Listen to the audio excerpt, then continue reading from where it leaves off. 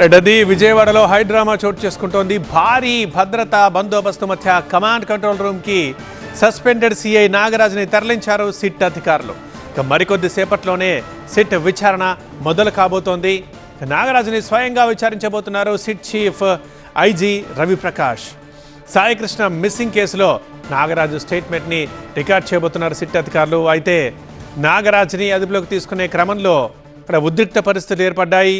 విజయవాడలో మనం right side బాక్స్లో చూస్తున్న వారందరూ నాగరాజు అరెస్ట్ని వ్యతిరేకిస్తూ ఆయనకు అనుకూలంగా ఆయనకు మద్దతుగా నినాదాలు చేస్తూ పోలీసుల ఆ అరెస్ట్ని అడుగడుగున అడ్డుకుంటూ కమాండ్ కంట్రోల్ రూమ్ దాకా ఆయన అనుకూలంగా మద్దతుగా నినాదాలు చేస్తూ వెళ్తున్నారు.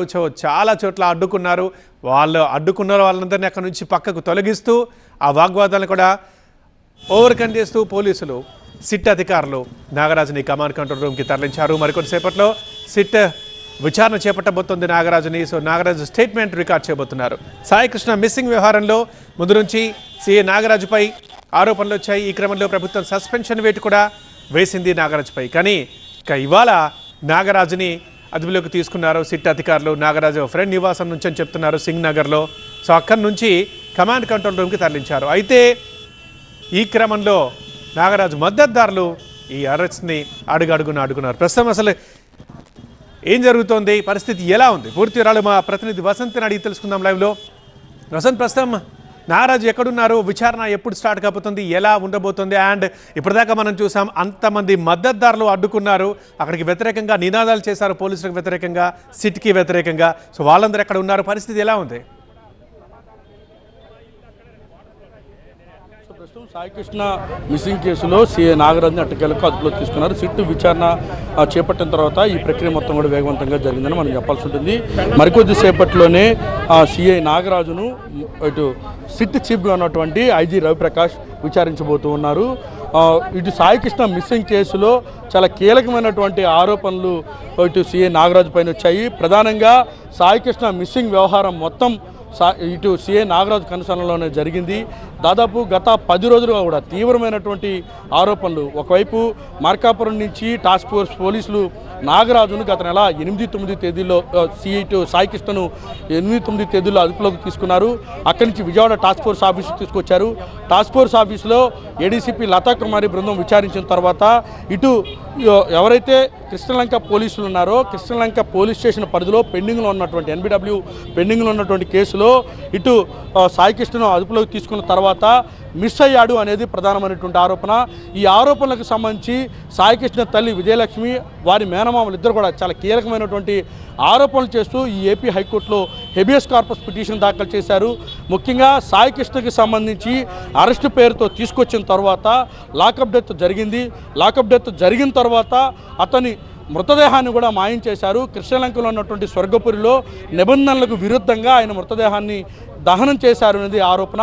ఈ ఆరోపణలకు సంబంధించి కొన్ని ఆధారాలను కూడా సిట్టు బృందానికి ఇటు సాయికృష్ణ తల్లి విజయలక్ష్మి నిన్న అందించింది. వారి స్టేట్మెంట్ రికార్డ్ చేసిన తర్వాత ఈ కేసులో చాలా కీలకమైనటువంటి కన్ఫెషన్ ఏడీసీపీ లతా కుమారి కూడా చాలా క్లియర్గా నిన్న సిట్ అధికారులు విచారణలో చెప్పారు. తాము విచారణలో భాగంగా సాయికృష్ణను మార్కాపురం నుంచి తీసుకొచ్చిన మాట వాస్తవం. అయితే తీసుకొచ్చిన తర్వాత తాము విచారించి ఇటు కృష్ణలంక పోలీసులకు అప్పగించాం. ఆ తర్వాత ఏం జరిగిందో తనకు తెలియదంటూ కూడా లతా కుమారి నిన్న సిట్ అధికారుల విచారణలో చెప్పారు. ఏఎస్పీగా ఉన్నటువంటి సుధాకర్ లతా కుమారిని విచారించినటువంటి క్రమంలోనే ఆమె ఈ కన్ఫెషన్ ఇచ్చారు. లతా కుమారి కన్ఫెషన్తో పాటుగా సాయికృష్ణ తల్లి విజయలక్ష్మి ఇచ్చినటువంటి కంప్లైంట్ ఆధారంగా ప్రస్తుతం సిఐ నాగరాజును ఈరోజు దాదాపు 12:30 గంటల సమయంలో అదుపులో తీసుకున్నారు. ప్రస్తుతం అతన్ని కమాండ్ కంట్రోల్ రూమ్కి తరలించారు. కమాండ్ కంట్రోల్ రూమ్లో మరికొద్ది సేపట్లో ఐజీ రవిప్రకాష్ విచారించబోతూ ఉన్నారు.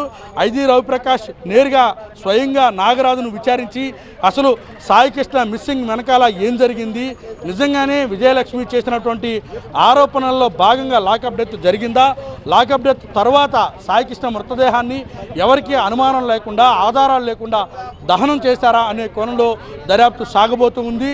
చాలా కీలకమైనటువంటి అంశం. ఎందుకంటే సాయికృష్ణకి సంబంధించి రాజకీయ వివాదంగా మారినటువంటి నేపథ్యంలో ఈ కేసులో ఇప్పటికే సీఎం చంద్రబాబు స్వయంగా ఉన్నత స్థాయి దర్యాప్తుకు ఆదేశించారు. నేరుగా డీజీపీ రంగంలోకి దిగారు.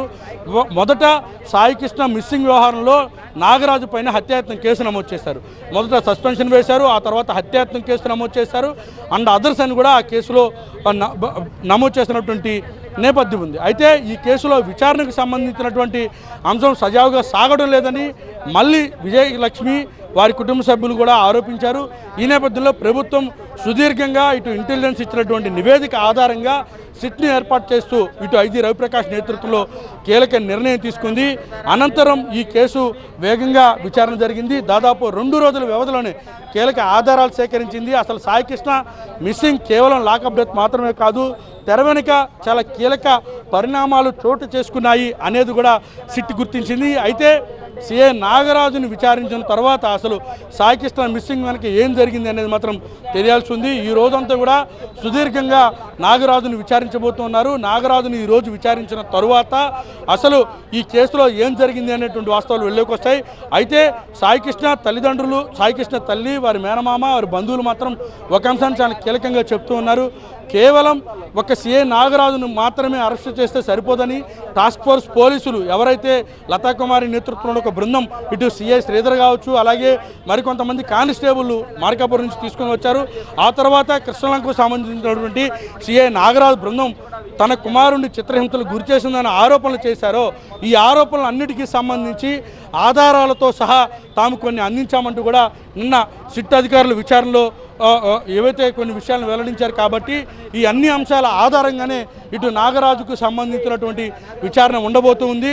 నాగరాజు ఇచ్చేటటువంటి స్టేట్మెంట్ ఆధారంగానే ఈ కేసులో కీలక ఆధారాలు వెలుగులోకి వచ్చేటటువంటి అవకాశం ఉంది. ఇప్పటికే సిట్ బృందం 2 రోజుల విచారణలో భాగంగా ఏవైతే తాము కొన్ని ఎవిడెన్సెస్ను సేకరించామో వాటిని ఇప్పటికే డీజీపీకి నివేదించారు. ఇక్కడ చాలా కీలకమైనటువంటి అంశం, కేవలం సిట్ బృందం తప్ప ఈ విజయవాడ ఎన్టీఆర్ జిల్లా కమిషనరేట్ పరిధిలో ఉన్నటువంటి ఏ పోలీసులు కూడా ఈ కేసులో ఇన్వాల్వ్ కావడం లేదు. వాళ్ళ రోల్ ఎక్కడా కూడా లేకుండా పూర్తిగా గుంటూరు, నెల్లూరు, ప్రకాశం జిల్లాలకు సంబంధించినటువంటి బృందాలు, సిట్ బృందాలు ఏవైతేనే ఈ బృందాలు ఈ కేసును విచారిస్తున్నాయి. నిష్పక్షపాతగా దర్యాప్తు చేయడంలో భాగంగానే ప్రస్తుతం ఈ ప్రత్యేక బృందాలతోటి ఆయన అదుపులో తీసుకున్నారు. ఇటు సింగనగర్లో ఆయన నివాసంలో అదుపులో తీసుకొని ఇటు కమాండ్ కంట్రోల్ రూమ్ తీసుకొచ్చే వరకు కూడా పూర్తిగా సిట్ కన్సర్న్లోనే నడిచింది. ఆయన అదుపులో తీసుకున్నటువంటి క్రమంలో కూడా పూర్తిగా నాటకీయ పరిణామాలు చోటు చేసుకుని మరికొద్ది సేపట్లోనే కమాండ్ కంట్రోల్ రూమ్లో ఐజీ రవిప్రకాష్ నేతృత్వంలో సిఐ నాగరాజును విచారించబోతున్నారు. రైట్ వసంత్, అది కొద్దిసేపటి క్రితమే సిఐ నాగరాజుని సిట్ అదుపులోకి తీసుకుంది, కమాండ్ కంట్రోల్ రూమ్కి తరలించింది. మరికొద్దిసేపట్లోనే సిట్ చీఫ్ ఐజీ రవిప్రకాష్ నేతృత్వంలో నాగరాజు స్టేట్మెంట్ రికార్డ్ చేయబోతున్నారు, విచారణ చేయబోతున్నారు సిట్ అధికారులు.